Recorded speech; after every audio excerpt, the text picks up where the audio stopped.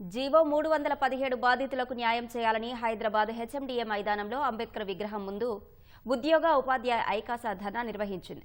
GO 317 బాధితుల న్యాయం చేయడం కోసం ఏర్పాటు చేసిన కేబినెట్ సబ్ కమిటీ నివేదికలో స్థానికత అంశం లేకపోవడాన్ని ఐకాసా చైర్మన్ విజయ్ కుమార్ ఖండించారు. కేబినెట్ సబ్ కమిటీ నివేదిక అనుసరించి ప్రభుత్వం స్థానికతను విస్మరిస్తూ మార్గదర్శకాలు విడుదల చేయడం దుర్మార్గమన్నారు. ఇప్పటికైనా ముఖ్యమంత్రి రేవంత్ రెడ్డి రాష్ట్ర ప్రభుత్వ పరిధిలోనే స్థానికత అంశాన్ని పరిష్కరించి న్యాయం చేయాలని కోరారు.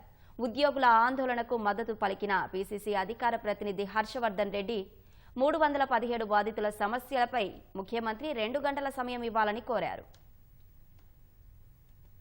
జీవో 317 వల్ల రాష్ట్ర వ్యాప్తంగా వేలాది ఉద్యోగ ఉపాధ్యాయులు తమ స్థానికతను కోల్పోయారు. కాంగ్రెస్ ప్రభుత్వం అధికారంలోకి వస్తే 48 గంటల్లో స్థానికత కల్పిస్తామని ముఖ్యమంత్రి గారు కూడా చెప్పారు. అదే విషయాన్ని కాంగ్రెస్ పార్టీ మేనిఫెస్టోలో కూడా పెట్టారు. మేమందరం కూడా ఈ కాంగ్రెస్ పార్టీ వచ్చిన తర్వాత స్థానికత మళ్లీ మనం తిరిగి పొందుతామనే ఆశతో ఉన్నాము.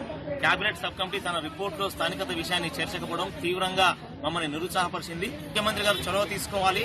ఉద్యోగ ఉపాధ్యాయ సంఘాలతోటి, బాధిత నాయకుల సంఘాలతోటి అపాయింట్మెంట్ ఇచ్చి మీరు ఒకసారి చర్చించండి. మ్యూచువల్స్ గురించి కూడా ఆలోచన చేయండి. ఇవాళ స్పౌజ్ ఒకటే జెన్యూన్ చేస్తున్నారు, చేయండి.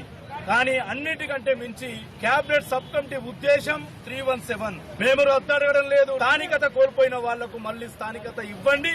మాకొక 2 గంటలు టైం ఇవ్వండి. 50,000 కుటుంబాల తరఫున మేము ఒక 4-5 మంది వస్తాం. మా దగ్గర ఉన్నటువంటి సూచనలు పరిగణలోకి తీసుకోవాల్సిందిగా అంబేద్కర్ సాక్షిగా మిమ్మల్ని వేడుకుంటున్నాం.